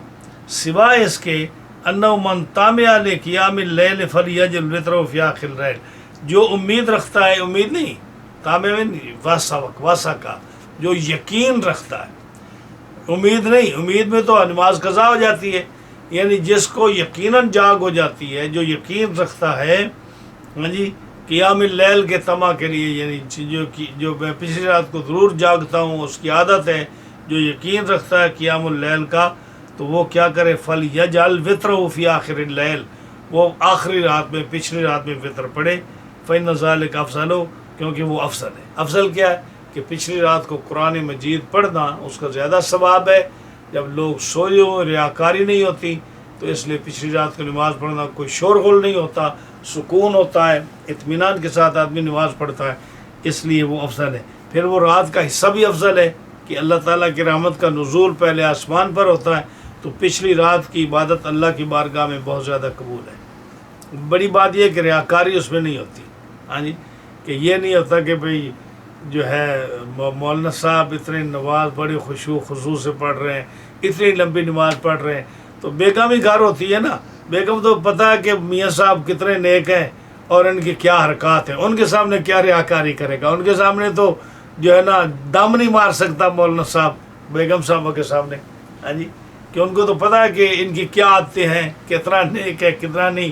مولوی صاحب تو نیک باہر جا کر بنتے ہیں، جب لوگ ہاتھ چومتے ہیں اور ان کے جو ہے واز کرتے ہیں، لوگ خوش ہوتے ہیں کہ علامہ صاحب کتنا خطاب فرما رہے۔ بیگم تو کبھی متاثر نہیں ہوتی مولانا صاحب سے۔ آپ کی شادی نہیں نہ ہوئی، آپ دیکھ لینا۔ وفی روایت، ایک روایت یہ ہے، ہاں حضرت عبداللہ جدلی سے، ابی عبداللہ جدلی سے، وہ حضرت عقبہ بن عامر سے، وہ حضرت ابو موسیٰ اشعری سے روایت کرتے ہیں کہ انہما کالا، یہ ان دونوں نے کیا کہا، ہاں جی، عقبہ بن عامر اور ابی موسیٰ اشعری دونوں صحابی ہیں، انہوں نے کہا رسول اللہ صلی اللہ علیہ وسلم کان رسول اللہ صلی اللہ علیہ وسلم یوتر احیانا اول اللیل، کبھی کبھی آپ وطر پڑھتے اول رات میں، وہ اوسط ہو، کبھی کبھی آپ وطر پڑھتے اوسط لیل میں، درمیانی رات میں، یعنی مڈ نائٹ، اور کبھی کبھی آپ وطر پڑھتے آخر اللیل، آخری رات میں۔ کیوں؟ لیکون ساعۃ للمسلمین، تاکہ مسلمانوں کے لیے آسانی ہو جائے جس وقت وہ مرضی نماز پڑھنے پڑھتے۔ جی ابو حنیفة عن حماد عن ابراہیم عن علقمة عن عبد الله بن مسعود رضی اللہ تعالی عنہ ان رسول اللہ صلی اللہ علیہ وسلم صلى صلاة اما الظهر واما العصر فزاد او نقص فلما فرغ وسلم فقيل له احدث في الصلاة ام نسيت قال انسى كما تنسون فاذا انسيت فذكروني ثم حول وجهه الى القبلة وسجد سجدة السهو وتشهد فيها ثم سلم عن يمينه وعن شماله۔ اب آگے ایک اور مسئلہ اختلافی بیان ہو رہا ہے امام صاحب کے درمیان اور امام شافعی اور دیگر ائمہ کے نزدیک۔ مسئلہ یہ ہے کہ آدمی نماز میں بھول جائے، آدمی نماز میں بھول جائے، واجب ترک کر دے یا فرض میں تاخیر ہو جائے، ہاں جی، تو کیا کرے؟ سجدہ سہو کرے۔ اب سجدہ سہو جو ہے ہمارے نزدیک یہ ہے کہ آخری اتحیات جو ہے نا، آخری اتحیات میں اتحیات عبدہ و رسولہ تک پڑھنے کے بعد، ہاں جی، اگر اکیلا ہے تو دونوں طرفوں سلام پھیر کر سجدہ کر سکتا ہے، اگر امام ہے تو ایک طرف سلام پھیرے اور دو سجدے کرے صاف کی، اور اس کے بعد پھر اتحیات پڑھ کر پھر سلام پھیرے، ہاں جی۔ اور یہ ہوتا ہے کہ جب کوئی آدمی بھول جائے، اگر کسی آدمی نے نماز میں سلام پھیرنے کے بعد بات کر لی، چاہے جان بوجھ کر بات کی یا بھول کر بات کی، اس کی نماز ختم ہو گئی، اب وہ سجدہ سہو نہیں کر سکتا، اب وہ دوبارہ نماز پڑھے۔ امام شافعی رحمۃ اللہ علیہ کے نزدیک اگر کوئی آدمی جان بوجھ کر بات کرے تو اس کی نماز ٹوٹ گئی، وہ سجدہ صاف نہیں کر سکتا. لیکن اگر نماز سلام پھیرنے کے بعد اس نے کو بھول کر بات کی تو اس کے لیے اب بھی جائز ہے، کوئی سجدہ صاف کر لے. ہاں جی، سجدہ صاف کرنے کے بعد دوبارہ تحیات پڑھ کر سلام پھیر لے، اس کی نماز ہو جائے گی. ان کی دلیل یہ ہے کہ رسول اللہ صلی اللہ علیہ وسلم نے نماز پڑھائی، اور نماز پڑھانے کے بعد جب آپ نے 2 رکعتوں کے بعد سلام پھیرا، ہاں جی، دو رکعتوں یا 2 سے زیادہ کے بعد سلام پھیرا. اس حدیث میں آ رہا ہے کہ جو عبداللہ بن مسعود کی حدیث ہے کہ آپ نے یا تو نماز، یا ان کو 2 شک ہیں، یا نماز ظہر کی تھی یا عصر کی تھی. ایک تو یہ شک ہو گیا. دوسرا یہ ہے کہ آپ نے نماز میں کوئی چیز زیادہ کر دی، یعنی کوئی رکعت زیادہ پڑھ دی، اور ناقصہ، یا نماز میں کوئی چیز کم کر دی. ایک یہ شک ہے. اور تیسری بات یہ کہ جب آپ نے سلام پھیرا تو آپ سے صحابی نے پوچھا، ذوالیدین نے، ذوالیدین کا نام جو ہے نا حضرت خرباق ہے، لیکن ان کے ہاتھ لمبے تھے تو ان کو ذوالیدین کہا کرتے تھے. تو انہوں نے بھی اپنے آپ کو نا، حضور نے جو نام دیا وہ ان کو وہی پسند ہے، اس لیے اس کو ہاتھوں والا کہتے ہیں، ذوالیدین. جیسے نا کسی آدمی کا کوئی، یعنی جیسے لوگ کسی کا نام رکھ لیتے ہیں، کسی کا بازو چھوٹا ہے، پیر چھوٹا ہے، یا کسی کا کوئی جو ہے کان بڑے ہیں یا ناک بڑا ہے، تو لوگ نام رکھ لیتے ہیں نا، وہ بڑے کانوں والا، وہ بڑے ناک والا، وہ چھوٹے پاؤں والا، یا خود جیسے بھی لوگ کرتے ہیں. تو یہ ان کے ہاتھ لمبے تھے تو اس لیے ان کو کیا کہتے تھے؟ ذوالیدین. ان کا نام حضرت خرباق تھا. تو اب وہ ان کا نام بہت کم مشہور ہے، اس لیے میں آپ کو ذکر کر رہا ہوں. تو انہوں نے پوچھا، اقصرت الصلاۃ ام نسیت یا رسول اللہ، یا رسول اللہ صلی اللہ علیہ وسلم، نماز تھوڑی ہو گئی ہے کہ آپ نے 2 کی 4 کی 2 پڑھی ہے، یا تھوڑی پڑھی ہے، ام نسیت، یا آپ بھول گئے. تو آپ نے کیا جواب دیا؟ کل ذالک لم یکن، نہ میں بھولا ہوں نہ نماز تھوڑی ہوئی. تو دونوں میں سے ایک تو ہوا ہے نا. تو جب آپ کو محسوس ہوا کہ نماز تھوڑی پڑھی گئی تو آپ نے کیا کیا؟ آپ نے بات ہو چکی ہے، اس کے بعد آپ نے کیا کیا؟ آپ نے منہ کعبے کی طرف کیا اور سجدہ صاحب کر کے نماز مکمل کی. تو امام شافعی رحمۃ اللہ علیہ آپ کہتے ہیں کہ یہ نبی کریم علیہ السلام نے جو بات کی نا، یہ آپ نے بھول کر کی، آپ کو نماز کا خیال نہیں رہا. تو اس لیے وہ کہتے ہیں کہ اگر کوئی آدمی نماز پڑھنے کے بعد بھول جائے، سلام پھیرنے کے بعد غلطی سے بھول کر بات کر لے، تو اب کیا کرے؟ بات ہو گئی ہے نا، تو سجدہ صاف کر کے تو پھر نماز مکمل کر کے نماز ہو جائے گی. ہم یہ کہتے ہیں، امام صاحب رحمۃ اللہ علیہ کہتے ہیں، یہ کیسے ہو سکتا ہے کہ رسول اللہ صلی اللہ علیہ وسلم آپ نے سلام پھیرا، اتنی لمبی گفتگو ہوئی، حضرت خرباق نے پوچھا، بات ہو رہی ہے نماز کے بارے میں، آپ کیسے بھول سکتے ہیں کہ آپ نے بھول کر بات کی ہو؟ ایک بات. دوسرا، اگر مان لیتے امام شافعی کی بات، امام صاحب کی بات، کہ امام شافعی رحمۃ اللہ علیہ کہتے ہیں کہ حضور بھول گئے، چلو حضور بھول گئے، آپ کی نماز ہوگی تو ذوالیدین تو نہیں بھولے نا، ان کے بارے میں کیا خیال ہے جنہوں نے پیچھے نماز پڑھی؟ تو امام صاحب رحمۃ اللہ علیہ کہتے ہیں کہ بات بھول کر ہو یا جان بوجھ کر ہو، جب بات ہو جائے تو آپ دوبارہ سجدہ صاف کر کے نماز نہیں کر سکتے، نماز علیحدہ پڑھے. ہاں اگر آپ نے بات نہیں کی، ٹائم بھی زیادہ نہیں گزرا، اور پھر آپ کو یاد آ گیا کہ میں نے نماز میں غلطی کی ہے، تو آپ بغیر جو ہے نا نئی نماز شروع کیے آپ سجدہ صاف کر لیں. سجدہ صاف کرنے کے بعد آپ پھر دوبارہ تحیات پڑھ کر سلام پھیر دیں، تب آپ کی نماز ہوگی.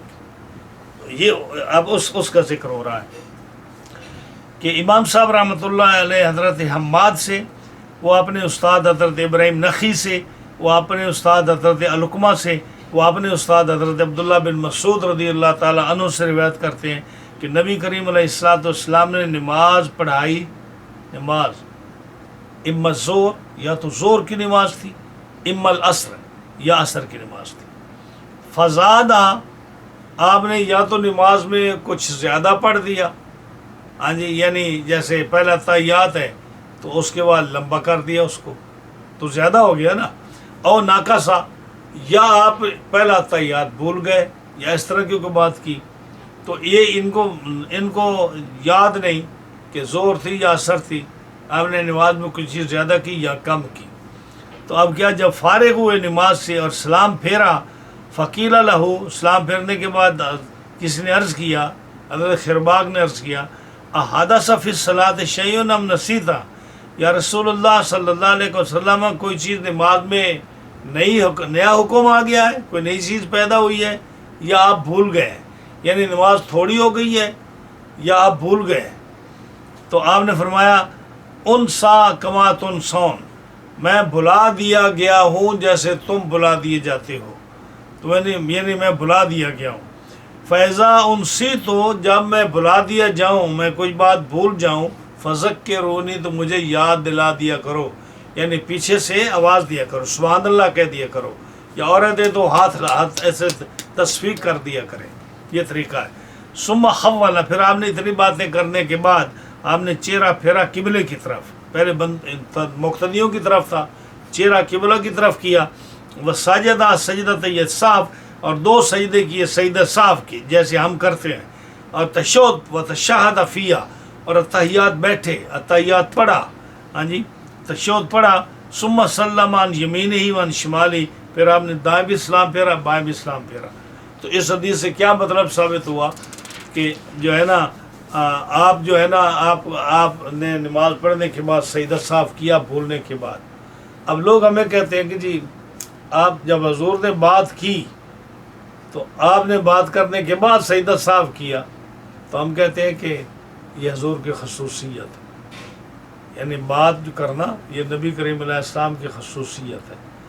آج اگر کوئی امام بات کرے اسلام پھیرنے کے بعد اور نماز میں سجدہ صاحب ابھی باقی ہو تو اس کی نماز ختم ہو جائے گی۔ امام شافعی کہتے ہیں کہ بھول کر کرے تو پھر سجدہ صاحب کر لے، جان بوجھ کر تو پھر نہ کرے۔ ہم کہتے ہیں جان بوجھ کر کرے یا بھول کر کرے، اس کی نماز ختم۔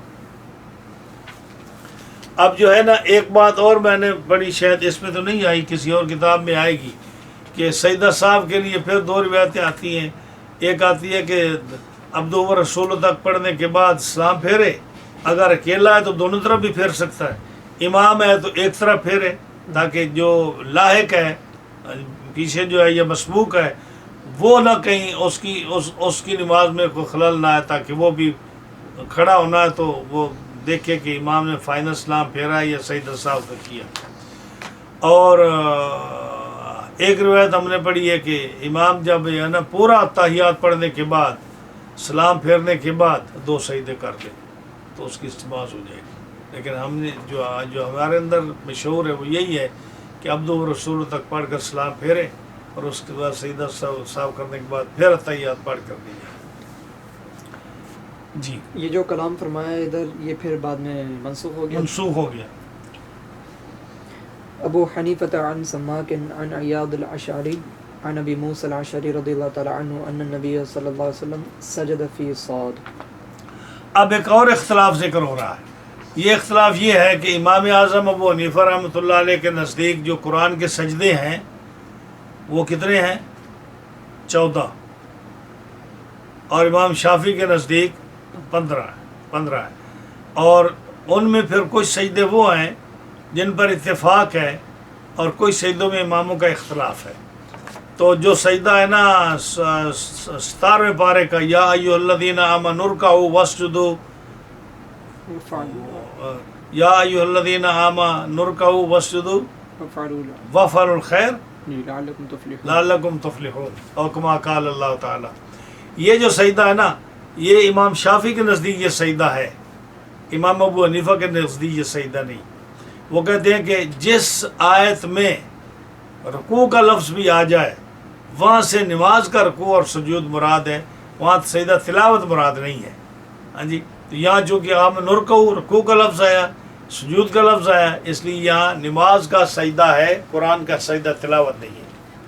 اور دوسرا جو ہے نا، پھر جو ہے نا کچھ سجدے میں نے کسی کتاب میں دیکھا، کہاں تھا، ان تفصیل اس کی ذکر کی کہ جو سجدے سارے اماموں کے نزدیک متفق علیہ ہیں، جیسے 9 سورۃ انفال سے جو پہلے سجدہ آتا ہے اعراف کے آخر میں، ہاں جی کیسے وَإِذَا قُرِئَ الْقُرْآنُ، یہ آتا ہے نا نیچے آخری آیت، آخری آیت جو ہوتی ہے، یہ متفق علیہ سجدہ ہے۔ اسی طرح جو 13ویں پارے میں آتا ہے سورہ رعد میں وہ متفق علیہ سجدہ ہے، جو 14ویں پارے میں آتا ہے متفق علیہ سجدہ ہے، جو 15ویں میں آتا ہے متفق علیہ سجدہ ہے۔ تو یہ جو ہے نا کوئی سیدھے متفق علیہ، کس میں اختلاف ہے؟ جیسے یہ امام صاحب دلیل اس لیے لائے کہ ہمارے نزدیک یہ سجدہ ہے، اور امام شافعی رحمۃ اللہ علیہ کے نزدیک یہ سجدہ نہیں ہے، کسی امام کے نزدیک یہ سجدہ نہیں ہے، کون سے امام کو ذکر کیا رہا، ان کے نزدیک یہ سجدہ نہیں ہے۔ تو یہ کہتے ہیں حضرت ابی موسیٰ اشعری سے روایت ہے کہ نبی کریم علیہ السلام نے سجدہ فرمایا صاد میں سجدہ فرمایا، اور اس پر جو ہے نا انہوں نے دلیلیں بھی دی ہیں کہ جو ہے جیسے یہ آتا ہے عن ابی سعید الخدری رضی اللہ تعالیٰ عنہ قال فی صاد فی سورۃ صاد، یہ نبی کریم علیہ السلام نے سجدہ کیا داؤد علیہ السلام کی اقتدا کے لیے۔ وہ کہتے ہیں کہ یہ داؤد علیہ السلام سے خطا واقع ہوئی تھی، تو انہوں نے پھر سجدہ کیا، اللہ نے معاف فرما دیا، تو انہوں نے سجدہ کیا، تو یہ ان کا سجدہ تھا۔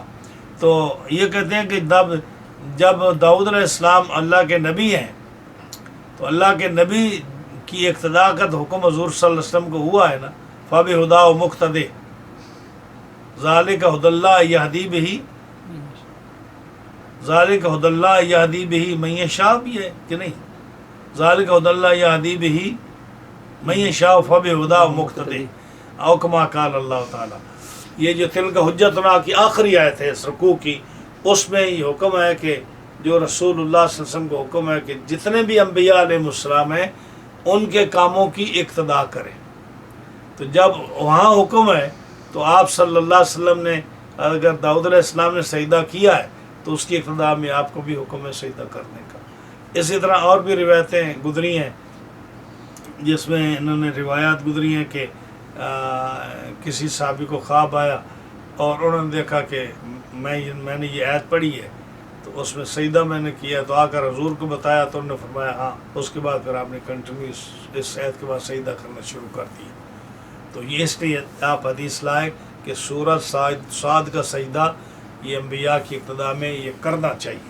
ابو حنیفۃ عن حماد عن ابراہیم عن ابی وائل عن عبد اللہ بن مسعود رضی اللہ تعالی عنہ انه لما قدم من ارض الحبشة سلم على رسول الله صلی اللہ علیہ وسلم وهو يصلي فلم يرد عليه السلام فلما انصرف رسول الله صلی اللہ علیہ وسلم فلما انصرف رسول الله صلی اللہ علیہ وسلم قال ابن مسعود اعوذ بالله من سخط نعمت اللہ قال النبي صلی اللہ علیہ وسلم وما ذاك قال سلمت عليك فلم ترد علي قال ان في الصلاة لشغلا قال فلم نرد السلام على احد من يومئذ۔ حمزے کی دو قسمیں ہوتی ہیں، ایک حمزہ وصلی ہوتا ہے، ایک حمزہ قطعی ہوتا ہے۔ حمزہ وصلی درج کلام ساکت میں گردد، جو حمزہ وصلی ہوتا ہے وہ درج کلام میں مڈل آف دا کلام وہ گر جاتا ہے، جیسے یہ انصرف ہے نا، تو یہ حمزہ وصلی ہے۔ جو حمزہ وصلی ہوتا ہے وہ درج کلام میں درمیان میں آ جائے تو جب پیچھے سے ملاتے ہیں تو وہ گر جاتا ہے۔ تو اگر آپ اس کو پڑھیں فلما انصرفا تو لوگ کہیں گے کہ حافظ منصور صاحب کو صرف نہیں آتی، سمجھ آئی نا، اس لیے حمزہ صرف وصلی جو ہے وہ درج کلام میں گر جاتا ہے۔ تو کیا پڑھیں گے؟ فلما انصرفا۔ ایک دعا آتی ہے نا اللہ مکفنی بحلال کا ان حرام کا، ہے نا، تو فلم جو ہے نا کتنا میں نے پڑھا ہے اللہ مکفنی، یہ اللہ مکفنی جو اکفنی ہے نا، یہ جو ہے یہ حمزہ وصلی ہے، تو اس کو آپ فلم اللہ مکفنی پڑھیں گے، اللہ مکفنی۔ اور آگے جو ہے نا وہ اغننی، یہ اغننی جو ہے نا اس کو بعد لوگ وغننی پڑھتے ہیں، تو یہ حمزہ قطعی ہے، تو اس کو جو پڑھیں گے تو پھر بھی کہیں گے کہ جی ان کو تو صرف نہیں آتی، تو کیا پڑھیں گے؟ اللہ مکفنی بحلال کا ان حرام کا واغننی بفضل کا امن سواک۔ وہ حمزہ قطعی ہے، یہ حمزہ وصلی ہے، اور ہم باب فعال کا جو حمزہ ہے یہ حمزہ قطعی ہے، حمزہ وصلی نہیں ہے۔ تو اکرم یکرم اکرامن فهو مکرم، اس کا جہاں بھی حمزہ آئے گا تو آپ اس کو کیا پڑھیں گے؟ قطعی کر کے پڑھیں گے، ہاں جی، اکرم اکرم لتکرم۔ تو اس کو جو ہے نا وہ آغننی، یہ بھی اسی کا حمزہ آتا ہے نا، تو یہ حمزہ وصلی ہے، یہ جو اس لیے فلما انصرف پڑھیں گے آپ۔ امام صاحب رحمۃ اللہ علیہ حضرت حماد سے روایت کرتے ہیں، وہ حضرت ابراہیم بن نخی سے، اور ابی وائل سے وہ حضرت عبداللہ بن مسعود سے روایت کرتے ہیں کہ یہاں ایک اور مسئلہ بیان ہو رہا ہے۔ مسئلہ بیان یہ ہو رہا ہے کہ شروع میں نماز کے اندر لوگ جب نماز پڑھتے نا تو آپس میں بات چیت کر لیا کرتے تھے کہ مثلا آپ نماز پڑھ رہے ہیں دونوں ساتھی، تو آپ پوچھ سکتے ہیں کہ واپسی بارش ہو رہی ہے تو کیسے جائیں گے واپس، یا آیا تو کیسے آ گیا، اتنی جلدی آ گیا تو دور رہتا ہے۔ تو یہ نماز میں پہلے باتیں کر لیا کرتے تھے۔ یا ایک آدمی آج نے کہا السلام علیکم، تو آپ نے پیچھے مڑ کر کہا وعلیکم السلام، ہاں جی کیسے جاؤ، ہم نماز ابھی شروع کی، آپ بھی ہمارے ساتھ شامل ہو جاؤ، یہ پہلے جائز تھا۔ تو جب یعنی جب صحابہ کرام حبشہ کے میں ہجرت کے لیے گئے نا ایتھوپیا میں، تو اس سے پہلے باتیں کر لیا کرتے تھے، اسلام کے جواب دے لیا کرتے تھے۔ حضرت عبداللہ بن مسعود جب حبشہ سے واپس آئے تو دیکھا رسول اللہ صلی اللہ علیہ وسلم نماز پڑھ رہے ہیں، تو وہ چونکہ پہلے اسلام دعا کر لیا کرتے تھے، باتیں کر لیا کرتے تھے، انہوں نے آ کر حضور کو سلام دیا، آپ نے جواب نہ دیا، تو یہ ڈر گئے کہ حضور کہیں مجھ سے ناراض تو نہیں ہو گئے کہ میرے سلام کا جواب نہیں دیا۔ جب سلام پھیرا تو عرض کی حضور مجھ سے کیا غلطی ہوگی، میں نے اسلام کا جواب نہیں دیا آپ نے؟ تو فرمایا کیا ہوا؟ ہم نے جواب نہیں دیا، میں پریشان ہو گیا۔ فلما یہ اللہ فرمایا کہ یہ اللہ کے ساتھ مشغولیت کا وقت ہوتا ہے، دعا نماز اس میں باتیں نہیں کرتے، اس میں خشوع خضوع سے نماز پڑھتے ہیں، تو یہ رقم منسوخ ہو گیا، تو اس کا ذکر ہو رہا ہے۔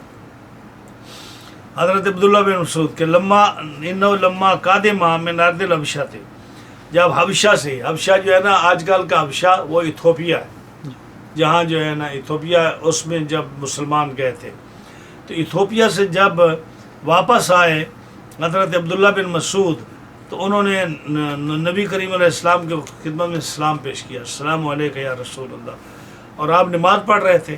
فلم یرد علیہ السلام، آپ نے ان کو وعلیکم السلام جیسے پہلے جواب دیا کرتے تھے جواب نہ دیا۔ فلم منصرف رسول اللہ صلی اللہ علیہ وسلم، جب نماز سے فارغ ہوئے، قال ابن مسعود نے کہا اعوذ باللہ من سخط نعمت اللہ، میں اللہ کی نعمت کے غضب سے اللہ کی پناہ میں آتا ہوں۔ نعمت اللہ حضور کا نام ہے، نعمت اللہ سے مراد کیا ہے؟ نبی کریم صلی اللہ علیہ وسلم کی ذات مبارکہ مراد ہے، ہاں جی یہ نعمت اللہ جو ہے یہ حضور صلی اللہ علیہ وسلم کا نام ہے۔ تو انہوں نے کہا کہ میں اللہ کی نعمت کے غضب سے، یعنی آپ کے رسول اللہ کے غضب سے، آپ کے غصے سے کہ آپ مجھ پر ناراض ہیں، آپ نے اسلام کا جواب نہیں دیا، میں نعمت اللہ کی نعمت کے غضب سے، یعنی رسول اللہ صلی اللہ علیہ وسلم کے غضب سے میں اللہ کی پناہ میں آتا ہوں۔ آتا نا الم تر الی الذین بدلوا نعمت اللہ کفرا، سورت ابراہیم میں آتا ہے 13ویں پارے میں، الم تر الی الذین بدلوا نعمت اللہ کفرا، یعنی دیکھ کیا تو دیکھتا نہیں ان لوگوں کو جنہوں نے اللہ کے نعمت کو کفر سے بدلا، یعنی کفران نعمت کیا۔ وہ کیا؟ حضرت عبداللہ بن عباس اس کی تفسیر میں فرماتے ہیں الم تر الی الذین بدلوا نعمت اللہ کفرا وہم کفار قریش، کہ کفار قریش نے اللہ کی نعمت کو کفر سے بدلا۔ کیا؟ کہ انہوں نے حضور کی آمد پر خوشی کا اظہار نہیں کیا، اور حضور کی آمد پر انہوں نے جو اللہ کی نعمت تھی اس پر اظہار تشکر نہیں کیا، تو انہوں نے اس اللہ کی نعمت کو کفران نعمت کے طور پر یوز کیا۔ تو نعمت اللہ حضور کا نام ہے۔ تو یہاں حضرت عبداللہ بن مسعود نے اللہ کی نعمت حضور کی ذات مراد لی کہ میں ان کی ناراضگی سے اللہ کی پناہ میں آتا ہوں۔ نبی کریم علیہ السلام نے فرمایا ما ذاکا، یہ اعوذ باللہ کیوں کہہ رہا ہے، کیا ہوا؟ عرض کی میں نے سلام کیا آپ کو اور آپ نے جواب نہیں دیا، فلم ترد علیہ، آپ نے مجھے جواب وعلیکم السلام نہیں کہا۔ فرمایا ان فی الصلاۃ لشغلا، نماز ایسی چیز ہے اس میں آدمی اللہ کے ذکر میں مشغول ہوتا ہے، اللہ سے باتیں کرتا ہے، ہاں جی صلی کانک تراؤ فإن لم تکن تراؤ فإنہ یراک، آدمی اس حالت میں ہوتا ہے۔ قالا فلم نرد السلام علی احد من یومئذ، اس کے بعد پھر ہم نے کسی بندے کو سلام کا جواب نہیں دیا اس کے بعد، یعنی نماز میں جو بات کرنا، سلام کا جواب دینا یا راستہ بتانا یا باتیں کرنا، اس کے بعد ہم نے چھوڑ دیا۔ أبو حنيفة عن حماد عن إبراهيم عن الأسود عن عائشة رضي الله تعالى عنها قالت كان النبي صلى الله عليه وسلم يصلي من الليل وأنا نائمة إلى جنبه وجانب الثوب واقع علي. اب ایک اور مسئلہ اور آگے بیان ہو رہا ہے. مسئلہ بیان یہ ہو رہا ہے کہ بعض حدیثوں میں آتا ہے کہ آگے سے گدھا گزر جائے، آگے سے عورت گزر جائے، آگے سے کالا کتا گزر جائے، نماز ٹوٹ جاتی ہے. ٹھیک ہے، ہمارے نزدیک امام ابو حنیفہ رحمۃ اللہ علیہ کے نزدیک عورت آگے سے گزرے، گدھا آگے سے گزرے، کالا کتا آگے سے گزرے، نماز میں کوئی فرق نہیں پڑتا. ہاں جی. اور بعض ائمہ کے نزدیک جو ہے عورت کے آگے گزرنے سے جو ہے کتے کے گزرنے سے، گدھے کو گزرنے سے نماز ٹوٹ جاتی ہے. اور امام احمد بن حنبل کے نزدیک آپ کہتے ہیں کہ عورت اور گدھا گزرے تو نماز نہیں ٹوٹتی، لیکن کالا کتا گزرے تو نماز ٹوٹ جاتی ہے. تو یہ اماموں کا اختلاف تھا، اس لیے امام صاحب اس حدیث کو لائے. آپ فرماتے ہیں کہ حضرت عائشہ، امام صاحب حضرت حماد سے، وہ حضرت ابراہیم نخعی سے، وہ حضرت اسود بن یزید سے روایت کرتے ہیں، وہ حضرت عائشہ صدیقہ ام المومنین رضی اللہ تعالی عنہا سے روایت کرتے ہیں. وہ فرماتی ہے کہ نبی کریم صلی اللہ علیہ وسلم یصلی من اللیل، آپ رات کو نماز پڑھتے اور میں آپ کے پہلو میں سوئی ہوئی ہوتی تھی. وجانب ثوب واقع علیہ، اور حضور کے چادر کا کپڑا میرے اوپر واقع گرتا تھا، یعنی اوپر ہوتا تھا، تو میں آپ کے آگے ہوتی تھی. تو اگر نماز ٹوٹنی ہوتی تو نبی کریم علیہ السلام کی نماز ٹوٹ جاتی. یعنی آپ کی دلیل یہ ہے کہ یہ جنب ہی کہا نا، جنب کا معنی پہلو ہوتا ہے، دائیں طرف میں سوئی ہوتی یا بائیں طرف سوئی ہوتی. لیکن محدثین اس سے مراد لیتے ہیں کہ دائیں جانب بھی ہو سکتا ہے، بائیں جانب بھی ہو سکتا ہے، اور آگے بھی ہو سکتا ہے. جنب ذکر کیا لیکن مراد کیا کہ آپ آگے سوئی ہوتی. جیسے کہ کئی ایک احادیث بیان کرتی ہیں کہ نبی کریم علیہ السلام جب گھر میں نماز پڑھتے تو میں آگے، کمرہ چھوٹا تھا، میں آگے سوئی ہوئی ہوتی. جب آپ رکوع میں جاتے، سجدے میں جانے لگتے تو آپ میرے پاؤں کو ہاتھ لگا دیتے تو میں پیر پیچھے کر لیتی. اور جب آپ سجدوں سے اوپر اٹھتے، کھڑے ہوتے، تو پھر میں پیر لمبے کر لیتی. ہاں جی. تو اس کا مطلب یہ ہے کہ میں آپ آگے سوئی ہوئی ہوتی، کمرہ چھوٹا ہوتا. جب میں آگے ہوتی اور آپ نماز آپ مجھے ہاتھ بھی لگاتے اور میں سامنے ہوتی، پیر اپنے پیچھے کر لیتی. جب میں پہلو میں سوئی ہوتی، آپ کا کپڑا میرے اوپر گرتا، یعنی میں اتنے کلوز سوتی تھی کہ آپ کے کپڑے میرے جسم کے اوپر، چادر جو ہے اس کا پہلو گرتا تھا. تو آپ کی نماز میں کوئی فرق نہیں آیا، اور تمہاری نماز میں فرق آ گیا. تم کہتے ہو عورت آگے سے گزر جائے تو نماز ٹوٹ جاتی ہے. آپ نے ناراضگی کا اظہار کیا. تو اس لیے امام صاحب رحمۃ اللہ علیہ کہتے ہیں کہ عورت آگے سے گزر جائے، عورت آگے ہو اور یا کتا آگے ہو یا گدھا آگے ہو، نماز میں کوئی فرق نہیں پڑتا. ہاں جی. لیکن چونکہ حدیثیں آتی ہیں، جیسے یہ حدیث ہے عبداللہ بن عباس رضی اللہ تعالیٰ عنہ کی، آپ فرماتے ہیں کہ میں گدھی پر سوار ہو کر آیا، صف کے سامنے میں نے کھڑا کر دیا اور میں نے نماز پڑھی تو لوگ نماز پڑھ رہے تھے. اس کے بعد امام احمد بن حنبل کہتے ہیں کہ میں نے بھی اس سے رجوع کر لیا کہ گدھا آگے ہو تو نماز ہو جاتی ہے. حضرت عائشہ صدیقہ حدیث سنی، حضرت عائشہ صدیقہ ام المومنین کی، تو میں نے اپنا رجوع کر دیا کہ بھئی نماز ہو جاتی ہے. چونکہ کتے کی میں نے ابھی تک کوئی اس کی اگینسٹ حدیث نہیں سنی، اس لیے میرے نزدیک اگر کالا کتا آگے سے گزر جائے تو نماز ٹوٹ جاتی. یہ امام احمد بن حنبل کا نظریہ ہے. امام صاحب رحمۃ اللہ علیہ، امام ابو حنیفہ کہتے ہیں کالا کتا گزرے، عورت گزرے، گدھا گزرے، نماز میں کوئی فرق نہیں پڑتا. اس لیے حدیث آپ لائے.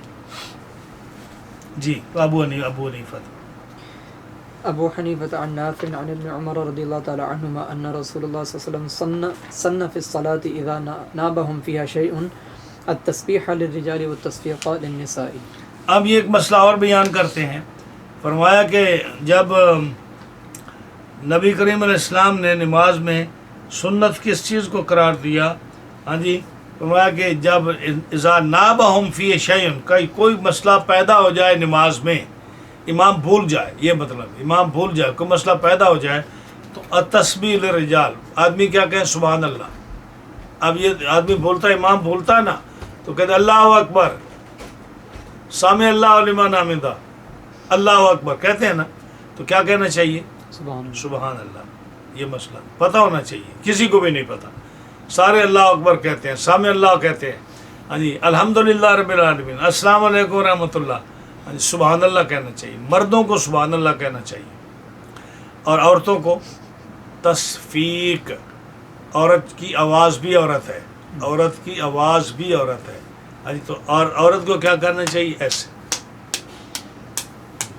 یہ تصفیق ہے کہ عورت جو ہے اپنے ہاتھ پر ہاتھ مارے اگر نماز میں پیچھے ہے تو، تاکہ پتہ چلے کہ امام غلطی کر رہا ہے، اور بولے نہیں، اور مرد جو ہے وہ سبحان اللہ کرے۔ ایک حدیث اور بس، آپ کو زیادہ نہیں بتانا۔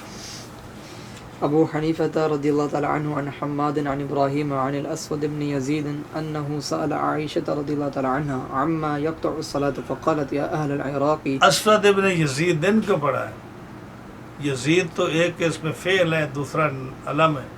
سے نکل عن الاسود بن یزید ہاں انه سأل عائشة رضی اللہ تعالی عنہ عما يقطع الصلاة فقالت یا اہل العراق تزعمون ان الحمار والكلب والسنور يقطعون الصلاة قرنتمون بهم ہاں کرنتمونا بهم ادرأ ما استطعت كان النبي صلى الله عليه وسلم يصلي وأنا نائمة إلى جنبه عليه ثوب جانبه علي۔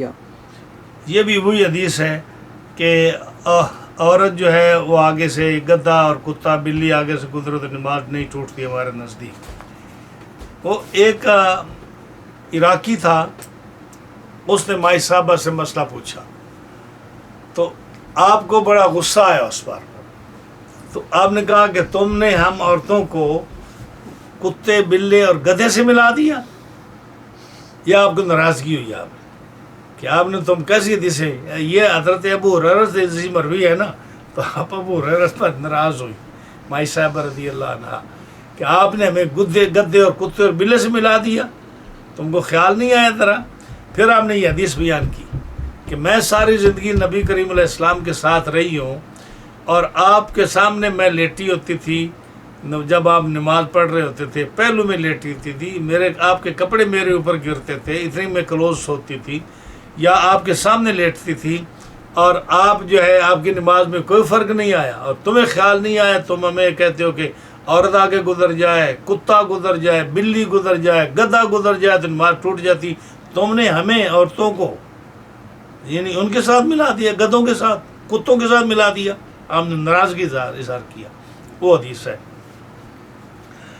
امام صاحب رحمۃ اللہ علیہ حضرت حماد سے، وہ حضرت ابراہیم سے، وہ حضرت اسود بن یزید سے روایت کرتے ہیں انہ سأل عائشہ رضی اللہ تعالی عنہ، ہاں جی انہوں نے اسود بن یزید نے حضرت عائشہ صدیقہ سے پوچھا اما یقطع الصلاۃ، ان چیز کے بارے میں جو نماز جس سے ٹوٹ جاتی ہے، جو چیزیں نماز کو توڑتی ہیں۔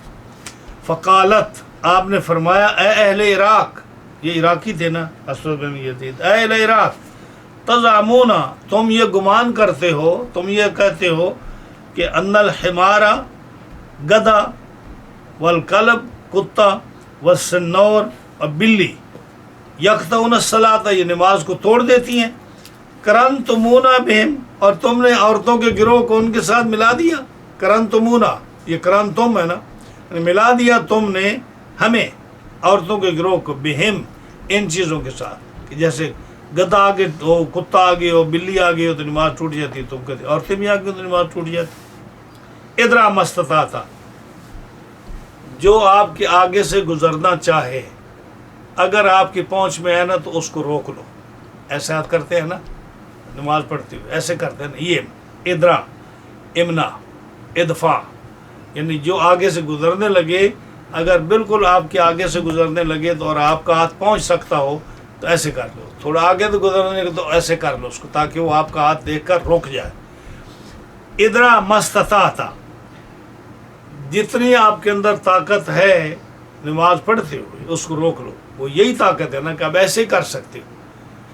یہ تو نہیں مطلب کہ نماز میں چل کر تم اس کو کہو کہ پیچھے ہٹ، ہاں جی یہ نہیں، ادرا مستطاعت کہ نماز پڑھتے ہوئے جو آپ کی استطاعت میں ہے اس کو روک لو، ادفع مستطاعت، ایسے کر لو، ایسے، ہاں جی بولو نہیں، آگے نہ چلو، آپ اتنا ہی کر سکتے ہو، یہ مطلب ہے۔ اور جو بھی آگے گزرتا ہے تو دور ہے تو آپ کچھ نہیں کر سکتے. ادرا مستطاع تھا، روک لو جس کو تم طاقت، جس کی طاقت ہے تمہیں روکنے کی.